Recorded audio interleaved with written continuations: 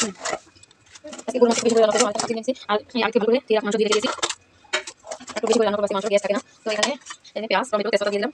আর আজকে সম্পূর্ণ রান্নাটা হবে বাটা মশলা গুঁড়ো মশলা। আমি আলাম দারচিনি এলাচ গরম মশলা গুঁড়ো করে রেখে দিয়েছি, ওটা দিব। দিয়ে আদা রসুন দিয়ে দিলাম, তারপর দিয়ে দিলাম পরিমাণ মতো লবণ, আদা রসুন দিয়ে দিলাম, আগে পরিমাণ মতো লবণ, তারপর দিব মুড়ি গুঁড়া, একটু ঝাল করে পাকাবো, তারপর দিব হলুদ গুঁড়া, এটা হচ্ছে জিরা গুঁড়া, আর এটা হচ্ছে গরম মশলা গুঁড়া,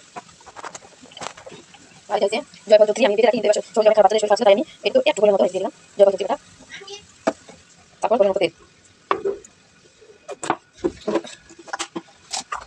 এটা মধ্যে আমি আর পানি ইয়া করবো না, ভালো করে খাই নিব। আজকে আমরা হাতে মাথা করবো।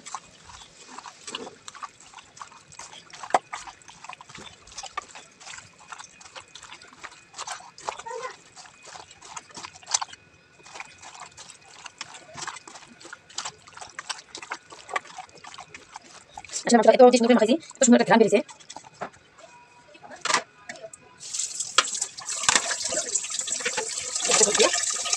এই যে একটা করে পানি দিয়ে দিব, আর এই যে অবস্থা এইভাবে রান্না করতে হচ্ছে।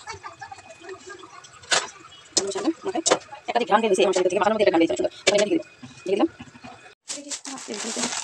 গুড্ডুসোনা লুডুস, গুড্ডুসোনা লুডুস অনেকদিন থেকে লুডুস খায় না, এটার জন্য 8 প্যাকেট 62 গ্রাম।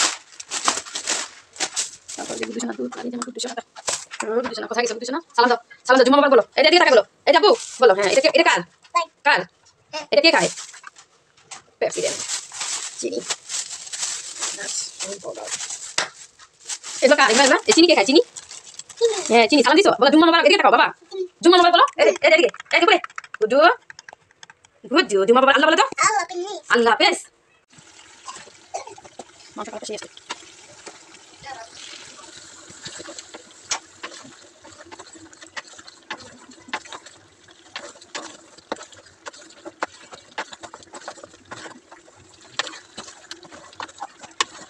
মাংসের মধ্যে রসুন রসুন কেমন দিতে ভালো লাগে।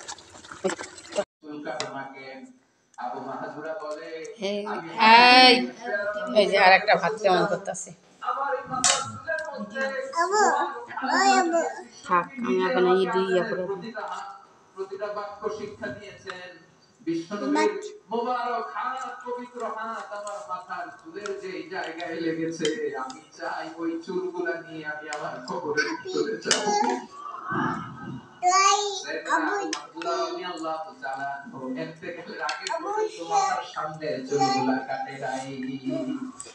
অনেকগুলো মাংস নিয়েছি, আমি খাবো। কেমন ভালোবাসতেন বিশ্বনবী সাহাবীদেরকে, সাহাবারা কেমন ভালোবাসতেন বিশ্বনবীকে। সামনের চুলগুলো বড় হতে হতে এত বড় ছিল, পেঁচিয়ে রেখে পাকড়ে কাটতেন না, নবীর হাত লেগেছিল। সুবহানাল্লাহ। তাহলে what is the lesson? moral of the story কি? moral of the story হচ্ছে আসছিল আযানকে ব্যঙ্গ করার জন্য, বিকৃত করার জন্য, হয়ে গেল মসজিদুল হারামের মুয়াজ্জিন।